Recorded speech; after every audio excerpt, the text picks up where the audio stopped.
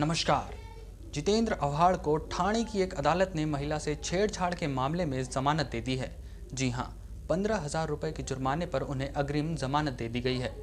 कल यानी मंगलवार को महाराष्ट्र के ठाणे की एक अदालत ने राष्ट्रवादी कांग्रेस पार्टी के विधायक और महाराष्ट्र के पूर्व मंत्री जितेंद्र आव्हाड को उनके खिलाफ दर्ज छेड़खानी के एक मामले में मंगलवार को जमानत दी है।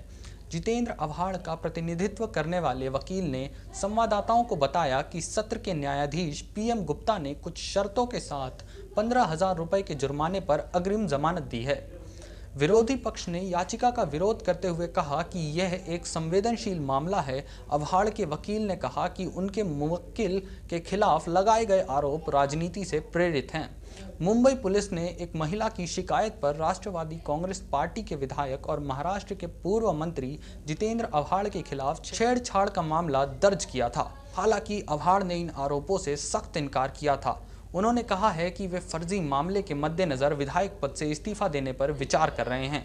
अभी 2 दिन पहले ही उन्हें ठाणे की एक मल्टीप्लेक्स में मराठी फिल्म हर हर महादेव के शो को बाधित करने और वहां मौजूद लोगों से मारपीट करने के मामले में जमानत मिली थी। मुंब्रा पुलिस ने सोमवार को आव्हाड के खिलाफ एक महिला की शिकायत पर भारतीय दंड संहिता की धारा 354 के तहत मामला दर्ज किया था।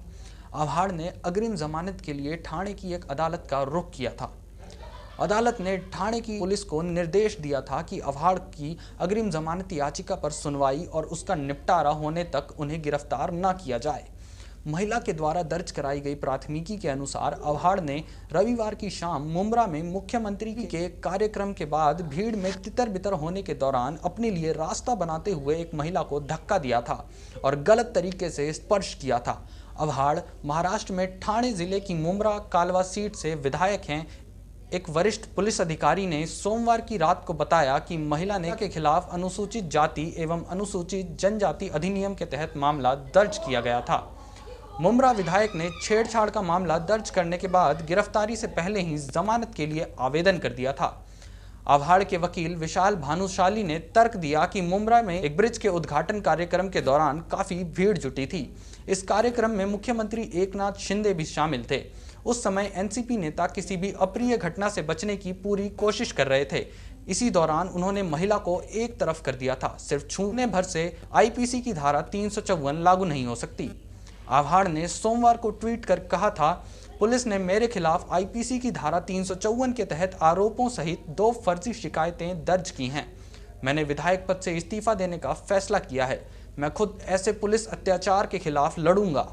मैं अपनी आंखों के सामने लोकतंत्र की हत्या होते हुए नहीं देख सकता।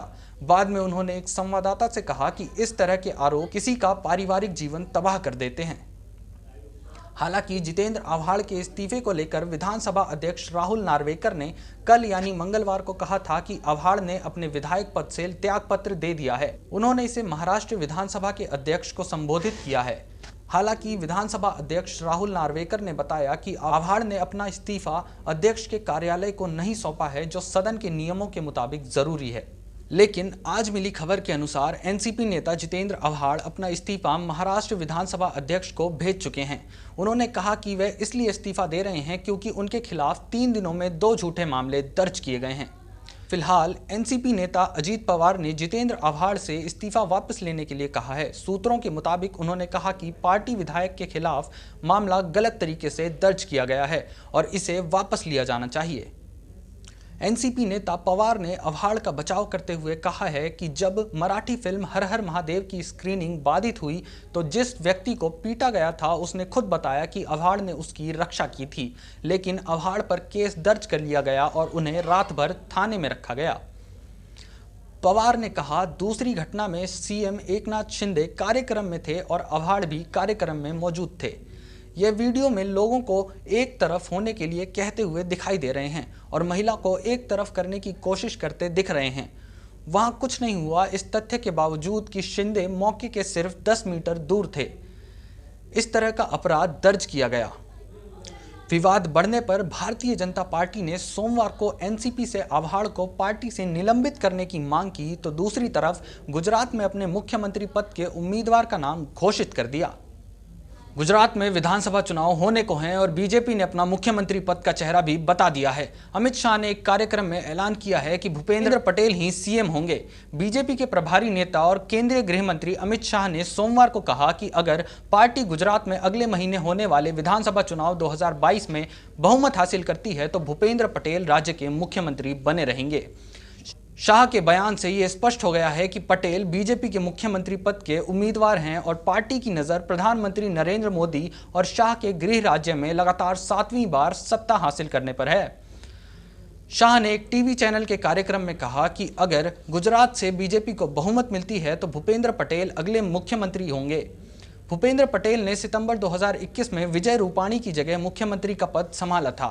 ये बीजेपी नेतृत्व का एक ऐसा कदम था जिसने कई लोगों को असमंजस में डाल दिया था। पटेल घाटलोडिया निर्वाचन क्षेत्र से पहली बार विधायक बने हैं। उन्हें उसी सीट से फिर से उम्मीदवार बनाया जाएगा। एक पत्रकार के सवाल करने पर कि इस बार बहुत से बीजेपी विधायकों के टिकट काटे जा रहे हैं, इस पर अमित शाह ने जवाब देते हुए कहा कि हर बार 30% के आसपास चेहरे बदले जाते हैं, कभी एक चेहरा हमेशा नहीं रहता। गृह मंत्री अमित शाह ने कहा कि हम रिकॉर्ड तोड़ने की राजनीति नहीं करते, हम गुजरात की जनता की उम्मीदों पर हमेशा खरा उतरे हैं।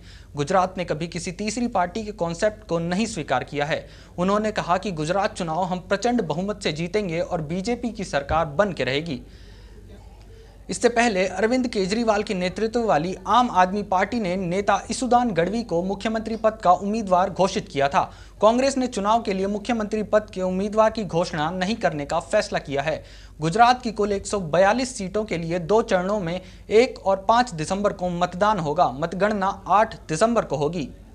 साथ ही आपको बता दें कि कल यानी मंगलवार को एक प्रमुख टीवी चैनल के पत्रकार ने उनसे पूछा कि क्या केंद्र सरकार की मर्जी से हुई बिल्किस बानो के 11 दोषियों की रिहाई।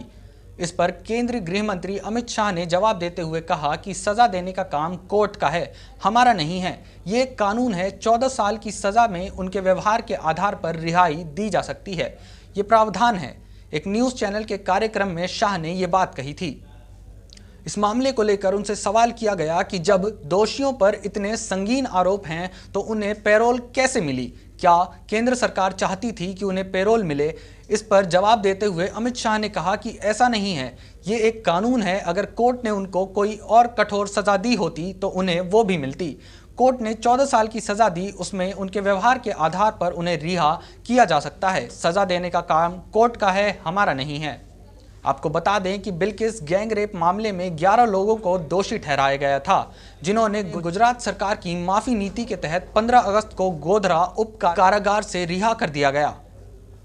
आपको बता दें कि बिल्किस बानो गैंग रेप मामले में 11 लोगों को दोषी ठहराया गया था, जिन्हें गुजरात सरकार की माफी नीति के तहत 15 अगस्त को गोधरा उप कारागार से रिहा कर दिया गया था। दोषियों ने 15 साल की सजा पूरी कर ली है। इस फैसले के खिलाफ सुप्रीम कोर्ट में भी सुनवाई चल रही है। 11 दोषियों को माफी देने के फैसले के खिलाफ दायर याचिका पर अब 29 नवंबर को सुनवाई होगी। मामला गुजरात में हुए दंगों से जुड़ा है, जिनमें परिवार के काफी लोग मारे गए थे। 2002 में गोधरा में ट्रेन जलाए जाने की घटना के बाद गुजरात में भड़के सांप्रदायिक दंगों के समय बिल्किस बानो 21 साल की थीं और 5 महीने की गर्भवती थी। इस दौरान उसके साथ सामूहिक बलात्कार किया गया और 3 साल की बेटी सहित उसके परिवार के 7 लोगों को मार दिया गया था। मुंबई स्थित एक विशेष सीबीआई अदालत ने 21 जनवरी 2008 को बिल्किस बानो से सामूहिक बलात्कार और उनके परिवार के 7 सदस्यों की हत्या के मामले में 11 लोगों को उम्र कैद की सजा सुनाई थी। बाद में बॉम्बे हाई कोर्ट और सुप्रीम कोर्ट ने उनकी सजा को बरकरार रखा था। बहरहाल कल फिर मिलेंगे आपसे कुछ नई और ताज़ा खबरों के साथ। अगर आपको वीडियो पसंद आई हो तो लाइक और सब्सक्राइब ज़रूर करें। धन्यवाद।